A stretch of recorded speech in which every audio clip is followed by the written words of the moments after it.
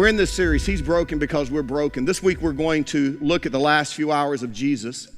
We've looked at Caiaphas. Last week we looked at Judas. We're going to wrap up our series, our time together today by looking at Barabbas. We're familiar with Barabbas.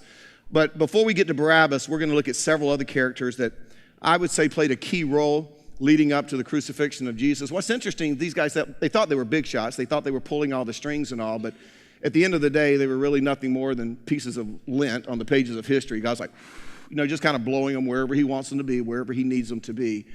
Which reminds us of what we're learning in this series. God is in control and His plan will not be stopped. His plan will not be stopped. It wouldn't be stopped for His Son, Jesus Christ. It will not be stopped in our lives. By the way, the message is going to be a little different than what we're used to this weekend. It's probably going to be more historical than inspirational. We're going to be looking at certain details and events, and I realize that for some of you, this is not your cup of tea. I get that, but we're all big people. We can probably put up with it for one weekend, right? But my goal is this. I want you to leave this weekend understanding what Jesus endured the last few hours. He was on this earth before He ended up on the cross for us, and I think you'll get a whole new appreciation, but that's my goal. If you have your Bible, John chapter 18, we're going to be jumping around through all four of the Gospels. If you don't have your Bible, you can follow along on the side screens. The date's April 6, AD 32. Once again, we zoom in on a group of religious men who absolutely despise Jesus. They hate Him. Now their hatred has grown to the point that they want nothing more than to get Him on a cross. But for that to happen, several things have to take place. For example, they have to get Him arrested, and that's probably more difficult than you think because as we saw last week during Passover, historians tell us that Jerusalem swelled to maybe 2.5 million people there to celebrate God's faithfulness of delivering the people from 430 years of bondage in Egypt. So there's a lot going on, and these religious leaders, they realize a lot of these people, they've already been swayed by the teaching of Jesus. And they're thinking, man, how are we going to arrest Him, pluck Him out of this crowd without starting a riot? And as we saw last week, they got their big break when they secured the cooperation of Judas. For 30 pieces of silver, he pretty much threw Jesus under the bus. And having secured Judas, who had been with Jesus for 3 years, knew that it wasn't uncommon for Jesus to go to the Garden of Gethsemane to pray. When he needed some time, some alone time with the Father, Judas knew that's where he went. He probably thought, man, if Jesus ever needed some alone time, it's now. He knew what Jesus was going through. And it was a perfect place for Judas to betray Jesus. And there's a couple of reasons. First of all, it's about 1 o'clock in the morning in the Garden of Gethsemane. There's not going to be a big crowd there. Also, because of the topography, the Garden of Gethsemane, it had a ravine, the Valley of Kidron. Not a lot of places for these guys to run. So John chapter 18, verse 3 tells us that Judas came to the grove guiding a detachment of soldiers. I don't want to get all technical, but the word detachment, it could refer to as few as 200 or as many as 1,200 soldiers. But we get more insight in verse 12. Then the detachment of soldiers with its commander, and that word means a leader of 1,000. So my point is they obviously expected more than they got because they showed up expecting a fight. They expected a battle. But what I think we often overlook in this story is the response of Jesus to the soldiers in verse 4. It says this: Jesus, knowing all that was going to happen to Him, went out and asked them. So when Jesus heard the movement, the commotion, maybe He heard the jingling of the swords and the stepping of the boots, He went out to them, and this is what He said: "Who is it you want?" "Jesus of Nazareth," they replied. "I am He," Jesus said. And John tells us the soldiers, they were so shocked they fell to the ground because they were confident that Jesus and these followers, they wouldn't be taken without a fight. But what they didn't understand was that Jesus had already submitted to what was about to transpire. See, that's why He was in the garden. He went there. Father, if there's any other way, if there's a detour around what I'm about to experience, can we talk about it? If not, however, I understand it's not about my will, but your will be done. So He's already settled that. He's already come to terms with that. So He goes out to the soldiers and basically, says, I'm the guy you're looking for. But notice He adds in verse 8, if you're looking for me, then let these men, referring to the disciples, let the disciples go. And you can't help but be impressed by the response of Jesus. I mean, just think about this. He hasn't had any sleep. It's about 1 to 2 in the morning. He's gone through the emotional trauma of spending a few hours with the disciples, kind of giving them some last-minute details before He goes to the cross, basically saying goodbye to these guys. On top of that, I'm sure he's exhausted from the stress of the conversation, his prayers in the Garden of Gethsemane. But even as he's being arrested, we find Jesus still more concerned for the disciples than He is for Himself. And He's like, here I am, but could you at least let these guys go? And the other gospel writers tell us that at this point the guys fled. So what I want you to know is from here on out, everything that Jesus is going to go through, he's going to go through all alone. And you come to the trials. And contrary to popular belief, a lot of us think Jesus went before Pilate and then he ended up on the cross. It wasn't just one trial. There were 6 trials. 3 were Roman trials, 3 were Jewish trials. And it's because during the time of Jesus, the Jews lived under Roman rule. And being under Roman rule, the Jews weren't allowed to take a life by capital punishment. They could try a man. They could bring him as far as the Sanhedrin, which was the Jewish Supreme Court. But even there, if the Sanhedrin, if they came up with a guilty verdict, they had to then carry it to the Roman authority, which at this time was Pilate. And if Pilate then said thumbs down, then there could be a crucifixion. Before we look at the trials, let me just share with you some Jewish regulations regarding criminal proceedings and kind of just keep them in the back of your mind as we work through the trials. Here's the first one. If a man was arrested for a capital crime, he could never be arrested at night. As I mentioned, Jesus was arrested probably, if you back up from the cross, 9 o'clock, you back up, it's probably around 1 or 2 o'clock in the morning when Jesus is arrested. They seem to ignore that. Second, if a man was arrested for a capital crime, no one cooperating in the arrest could be connected to the accused. And the reasoning for that was if the accused was guilty, his followers were also guilty. But that the entire arrest plot revolved around Judas, so they kind of ignored that. Third, no Jewish trial could ever be held at night. And this is what the Talmud said. It's kind of, the basis for all codes of Jewish law. I guess we would say it was their legal handbook. But the Talmud said the members of the court may not alertly and intelligently hear the testimony against the accused during darkness. But as you're going to see, 2 of the trials, the Jewish trials, they were held at night. Here's the 4th.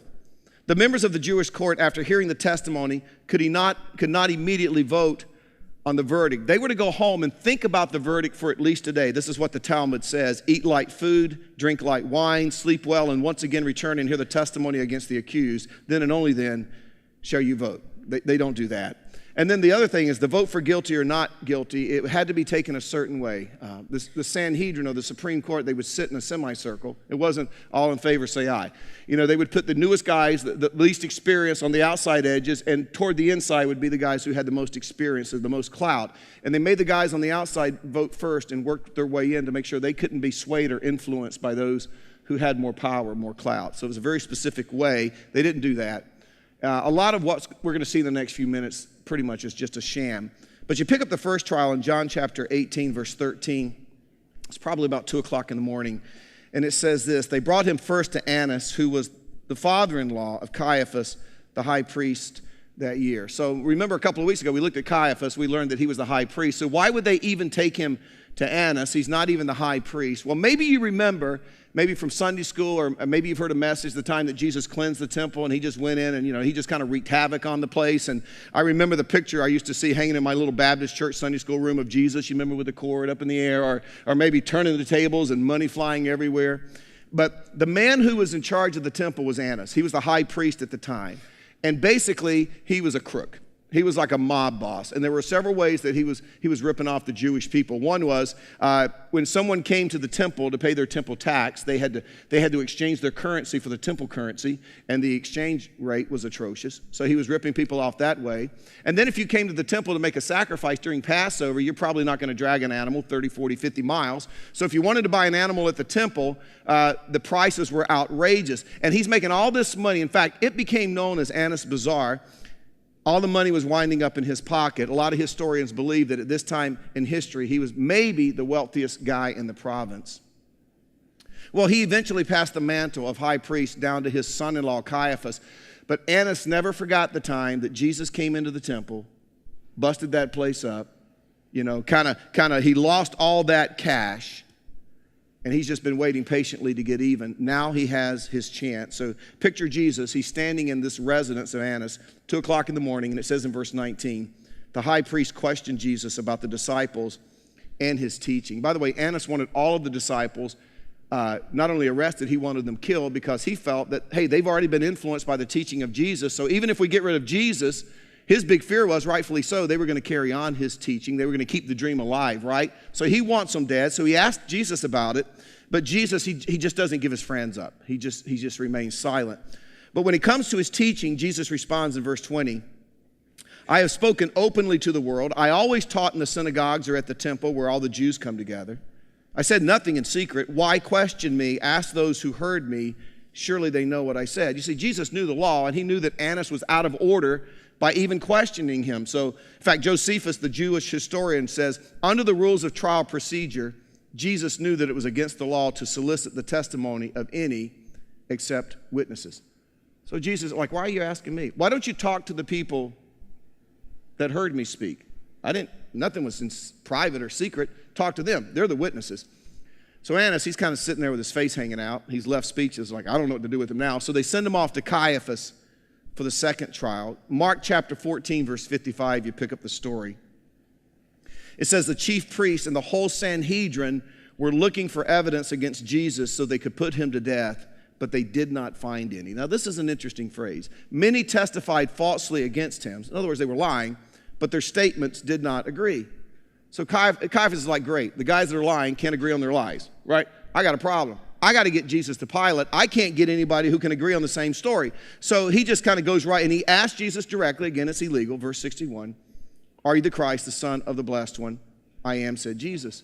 And it tells us in verse 63 that when Caiaphas heard this, he tore his clothes. Now, if you haven't grown up in church, you haven't studied the Bible, you're like, what in the world is that all about? Why is he tearing his clothes? I mean, is he getting his freak on? What's going on? Is he not like his garments?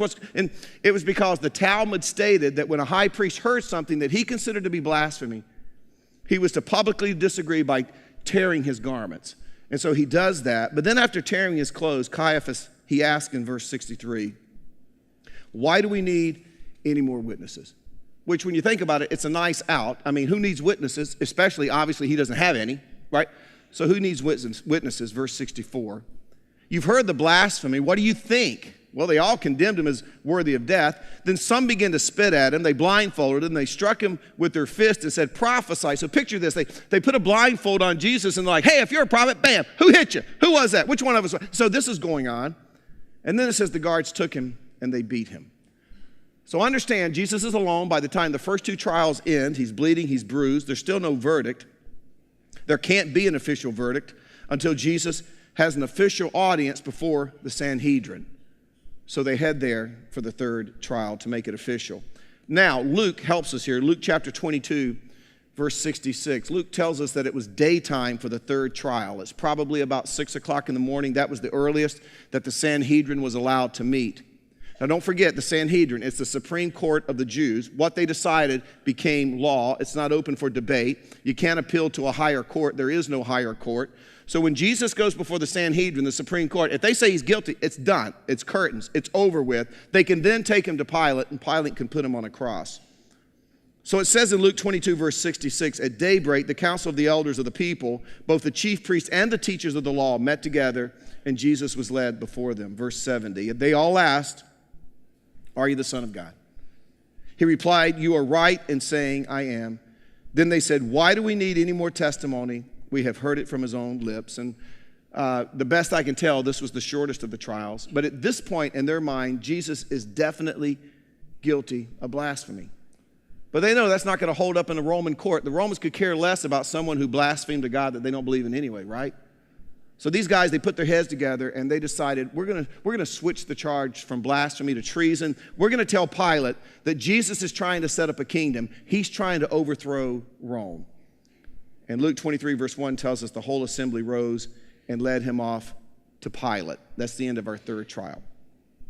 Now you pick up the fourth trial in John 18. Jesus is before Pilate. He's an interesting guy. Pilate was appointed by Caesar to be the governor of Judea. Think of it as a governor of a state. But he's already on Caesar's bad side. There's been a number of riots, a number of rebellions that have broken out under his rule. He's made some bad decisions, dumb decisions. He lacked diplomacy. And because of all of this, at this time in history, in first century, Judea is just in turmoil. In fact, Pilate's already under investigation. And I'm pretty sure he understood that once Caesar begins looking over your shoulder, your days are numbered. In fact, not long after this event, Pilate is banished to Gaul, where he committed suicide. So he's a very, very unstable man, to say the least. And because of his instability, because of poor decisions he had made in office, understand there's no love lost between Pilate and the Jews. It's safe to say that they hate him, but now they need him. They need him to do their dirty work, right? So you pick up the trial, the fourth trial, John chapter 18, verse 28. By now it was early morning, and to avoid ceremonial uncleanness, the Jews did not enter the palace. They wanted to be able to eat Passover. A Jew couldn't enter a Gentile's house on Passover, or he was considered defiled. So you'll read in verse 29, you can read this on your own. The Jews stayed outside, and Pilate would come out to them. In fact, several times during the trial, you'll see him coming out, going back in, coming out, going back in. And it says in verse 29, Pilate came out to them and asked, "What charges are you bringing against this man?" To which they respond, "If he weren't a criminal, we wouldn't be here. If he weren't a criminal, we wouldn't have handed him over to you." So these Jews, they hate Pilate. I'm sure they hate the fact that they even have to be there. So they show up, sporting an attitude. There's some, passive aggressiveness going on. They're kind of like, "You idiot, if he wasn't guilty, we wouldn't be here," right? So Pilate responds, "Well, take him yourself and judge him by your own law." To which they replied in verse 31, "We have no right to execute anyone." And that's a key word. When Pilate heard the word execute, everything changed. All of a sudden he realizes this is a capital criminal proceeding. He doesn't want to deal with it, but it's on his plate. So he invites Jesus to go inside the palace with him. And they had this little one-on-one time. And Pilate begins to question Jesus and probe, and he's trying to find some evidence against Jesus. And he asks him in verse 33, "Are you the king of the Jews?" Pilate can do that. He asks him straight out. And it's interesting, Jesus answers Pilate's question with a question. He says, "Is that your own idea? Or did others talk to you about me?" And I think Pilate, he's like, "I don't even want to be here.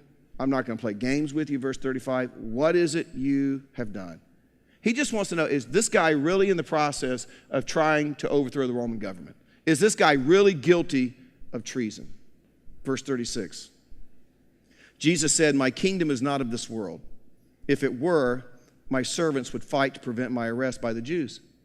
In other words, Jesus says, "Pilate, listen, if I were trying to set up a kingdom on this planet, you need to know my followers, they would be out in the streets. It would be mass chaos. There would be torches and clubs and swords, and there would be destruction, and there would be death, and they would be breaking up this sham of a trial. But look around, Pilate. You see anybody? No, there's nobody here." Verse 37, "You are a king then," said Pilate. Jesus answered, "You're right in saying I am a king. In fact, for this reason I was born, and for this I came into the world, to testify to truth. Everyone on the side of truth listens to me." And Pilate responds in verse 38, "What is truth?" And although it has absolutely nothing to do with the case, it certainly says a lot about Pilate's state of mind. He is a messed up man. I don't think he has, at this point in his life, I don't think he has any idea what real objective sound truth is. And so when he hears Jesus talking about truth, he says under his breath, kind of as an aside, "Yeah, sure. What is truth?" When you figure that one out, tell me, right? And verse 38 says, "With this he went out again to the Jews and said, I find no basis for the charge against him." So he probes, he questions, he examines, and the only thing he can find in Jesus is some guy who's interested in building a spiritual kingdom. He doesn't see in any way that this is a threat or it's going to negatively impact Rome. So he decides, this guy's not guilty of treason. He's harmless. And he goes out and he says, "Verdict, not guilty, not guilty." Now, Luke is the only writer who records the fifth trial, but I want to show you why it took place. Pilate goes out to the crowd. He says, the guy is not guilty, but notice what it says in chapter 23 of Luke, verse 5. They insisted. He stirs up the people all over Judea by his teaching. He started in Galilee. And the second that Pilate heard Galilee, it was like a light bulb went off. Brilliant idea. After all, he doesn't want this case to start with. He knows if he's put in a corner and he has to condemn Jesus, it's going to cause him more problems, more grief. He can't handle any more blemishes on his record. And so he remembers that Herod, his lifelong enemy, is visiting Jerusalem. And this is what Pilate thought. Oh, Galilee, that's Herod's turf. I'll let him deal with it. I'm done. And he sends Jesus off to see Herod. Now, Herod doesn't get the notorious headlines that Pilate gets. But understand, this is not a guy you want your daughter to date, okay? This is the guy who beheaded John the Baptist. So he's a dirty, rotten scandal, right? Herod's heard about some things about Jesus through the grapevine, and he's always kind of thought of Jesus as a magician. He wants to see Jesus do some tricks. So he's excited that Jesus is there because he thinks, I'll get Jesus to perform for me. You can read the story yourself. Jesus wouldn't even speak to him, much less perform. Jesus wouldn't give him the time of day. And so according to chapter 23 at verse 11 of Luke, Herod's soldiers, they mock Jesus, they rough him up a little bit. They send him back to Pilate. Meanwhile, back at the palace, Pilate's having breakfast, watching Sports Center, thinking, wow, I dodged the bullet there, right? Glad that's over. And he looks out the dining room window, and here comes a crowd. In the front of the crowd, here comes Jesus again. Immediately obvious to Pilate that Herod's not going to cooperate. And now we come to the sixth trial that's fallen right back into Pilate's lap. By the way, let me just say this in Pilate's defense. The closest thing Jesus got to a fair trial was from Pilate. But Pilate doesn't think he's guilty. He doesn't want to declare him guilty. So he tries several ways to, one, avoid the verdict, and yet at the same time appease this angry mob. And John tells us that one of Pilate's options was to rough Jesus up and let him go. So they beat him, crown of thorns. By the way, in those days, these thorns that grow in Israel, they're about, they're a couple of inches long. They would dry them. They would keep them in a corner. They would use them for kindling. So I'm sure they just ran over, got some, went together, put a crown together, brought him out in front of the people, and look what we've done to him. Will this appease you? And it didn't appease them. They wanted him on a cross by this point. It was a mob mentality. They wanted him dead. So now he has another option. This is kind of his ace in the hole. Matthew 27, verse 15 says, now it was the governor's custom at the feast to release a prisoner chosen by the crowd. At that time, they had a notorious prisoner called Barabbas. This word notorious in the Greek means marked. He was a marked man. He was a criminal. He was a murderer. He was an insurrectionist. He was the rebel. He's the one who's actually guilty of treason. And he's over here in Antonius' fortress waiting the crucifixion. I mean, there's already a cross with his name on it, right? So Pilate thinks, if I give him an option, do you want Jesus or do you want Barabbas? They're certainly going to say, whoa, we don't want that guy back out in the street. Yeah, go ahead and give us Jesus. They'll take Jesus. I mean, this is a no-brainer. But it turned on him. He never saw it coming. I think he was shocked. They said, we'll take Barabbas. You kill Jesus. I want you to see something maybe you haven't seen before, though. The name Barabbas is an interesting name. Bar means son. Abba means father. You put it together, son of father. It's weird. Sounds like a misnomer.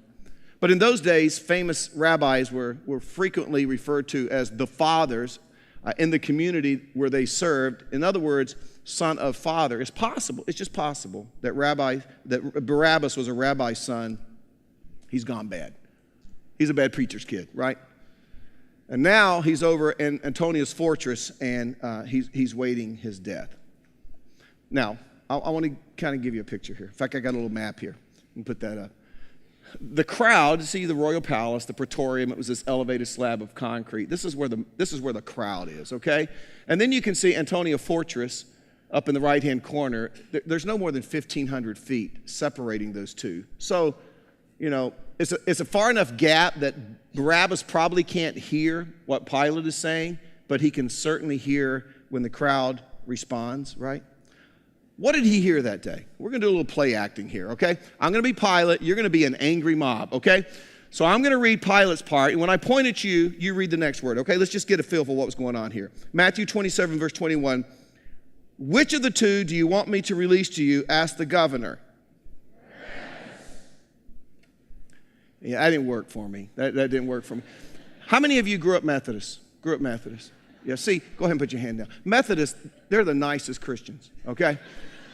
They don't rock the boat. They just go with it. You sounded like a Methodist church on that one, okay? I need a Baptist church. Southern Baptist. Business meeting. They just changed the carpet in the church and you didn't get to vote on it. Now, I'm talking, that's the kind of anger, okay? So let's do this again.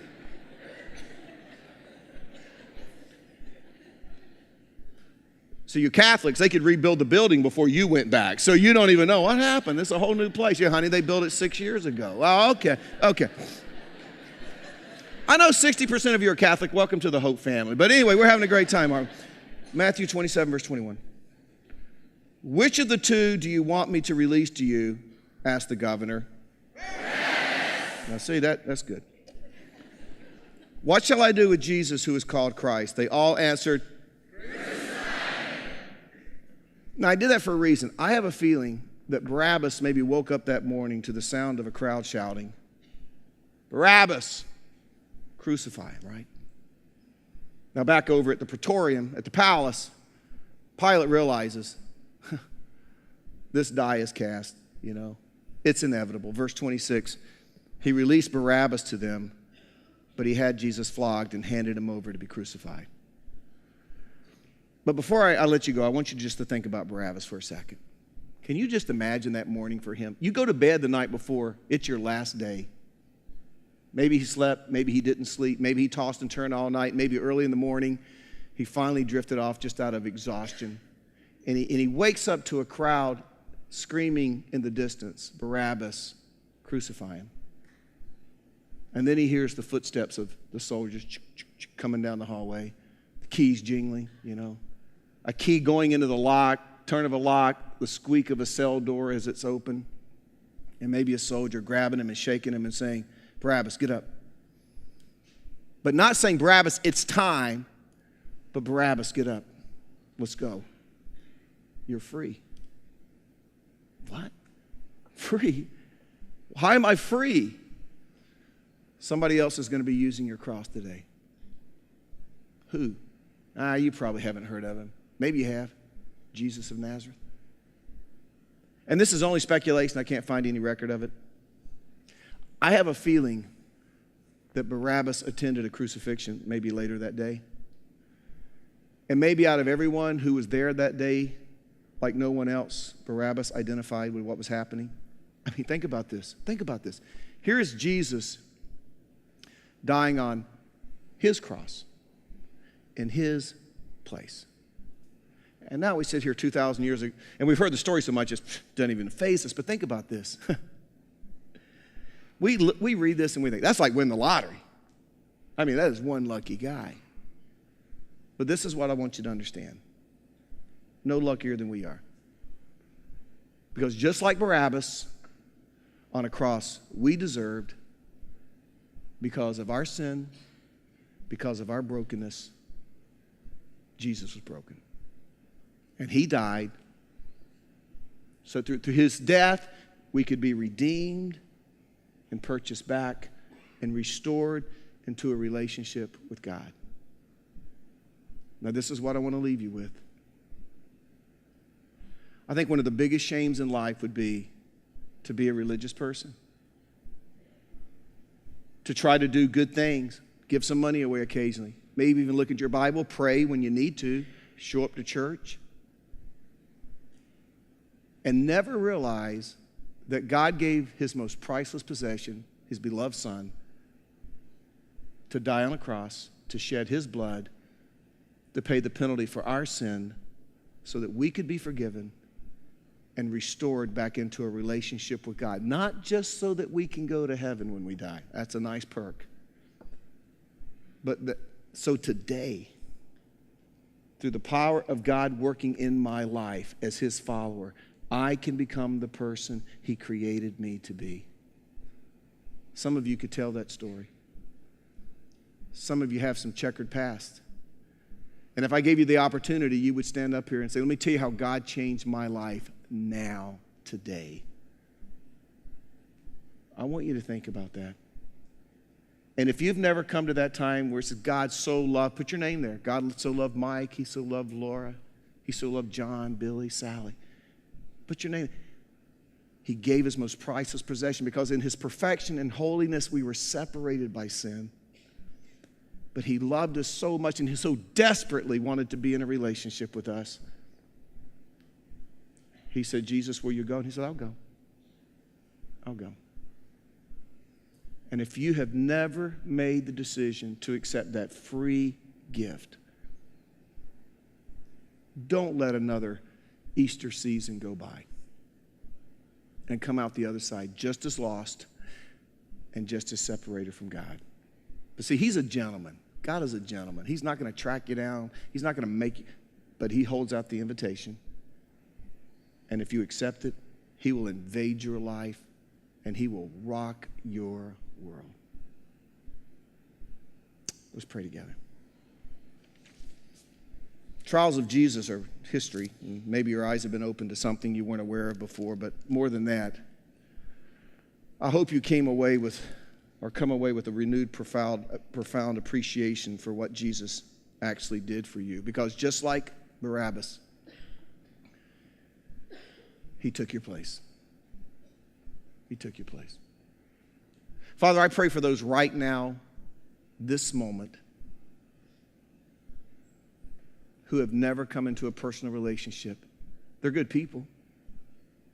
Maybe they've been in church all their life. But at the end of the day, if they were asked, why do you think God accepts you? They would say, hey, I'm a good person. I go to Mass.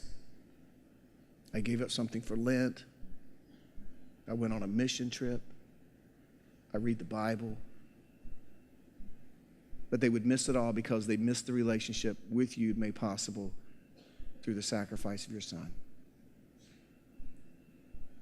I pray that you would just open our minds and our hearts to what is possible in this relationship with you.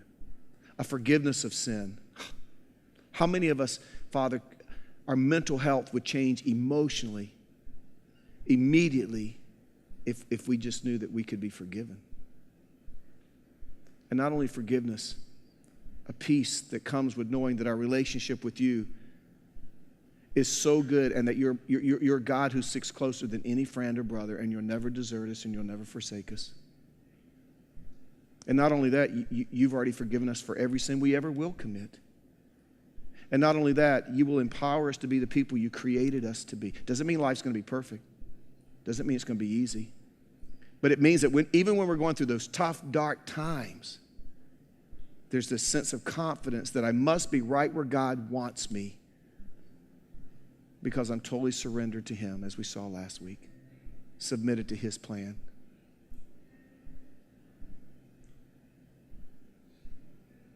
I pray for those right now who need to make that decision. And may you do in their heart what only you can do, Father.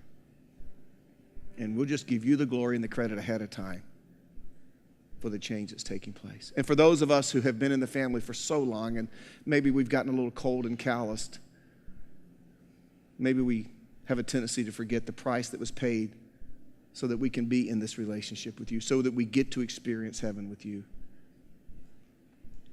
May we walk out of here with a new appreciation, and that such a sacrifice demands an incredible response from our end. We love you, Father. Thank you for meeting here with us today. In your name we pray. Amen.